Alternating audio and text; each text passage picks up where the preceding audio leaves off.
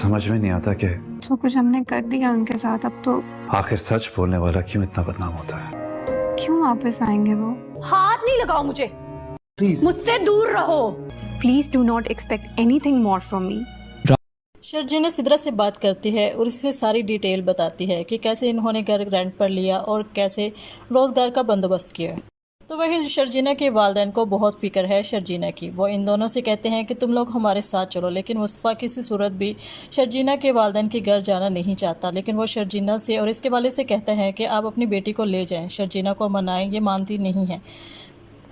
मेरे हालात जब इस ठीक हो जाएंगे, मैं इस काबिल हो जाऊंगा कि मैं इसे एक आलीशान ज़िंदगी दे सकूं, मैं इसे वापस ले आऊंगा। लेकिन शर्जीना किसी सूरत भी नहीं मानती। वो अपने पेरेंट्स को खाली हाथ वापस भेज देती है कि मैं आपके साथ मुस्तफ़ा को छोड़कर नहीं जाना चाहती। शर्जीना के वालिद घर आकर अपनी बेगम पर गुस्सा निकालते हैं और कहते हैं कि मुस्तफ़ा तो किसी काबिल है नहीं और मेरी फूल जैसी बेटी को और उसने किसी गंदगी में जाकर रखा हुआ है। इन्हें मुस्तफ़ा पर बहुत गुस्सा आता है, लेकिन बेटी की ज़िद के आगे वो मजबूर हैं। शर्जीना के वालिद बार बार मुस्तफ़ा से कहते हैं कि तुम शर्जीना को मनाओ कि वो घर आ जाए।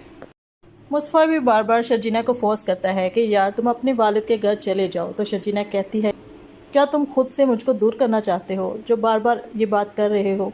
मैं जब कह चुकी हूँ मैं तुम्हें छोड़कर जाना नहीं चाहती। तो मुस्तफ़ा कहता है कि यार ज़िद तुम्हारी है और जलील मैं हो रहा हूँ, जिसका चाहता है मुझे जलील करता है। तो वहीं दूसरी तरफ मुस्तफ़ा के वालिद से ये गम बर्दाश्त ही नहीं हो रहा कि इनका लाडला बेटा मुस्तफ़ा इन्हें छोड़कर जा चुका है, और दूसरा ये कि वो इतनी बड़ी चोरी भी कर सकता है। तो अब सिद्रा जो कि हकीकत जानती है कि इसका भाई ऐसा नहीं है, वो अपने वालिद को समझाती है और पूछती है क्या आपको वाकई लगता है कि मुस्तफ़ा ने चोरी की होगी? बाबा ऐसा कुछ नहीं है।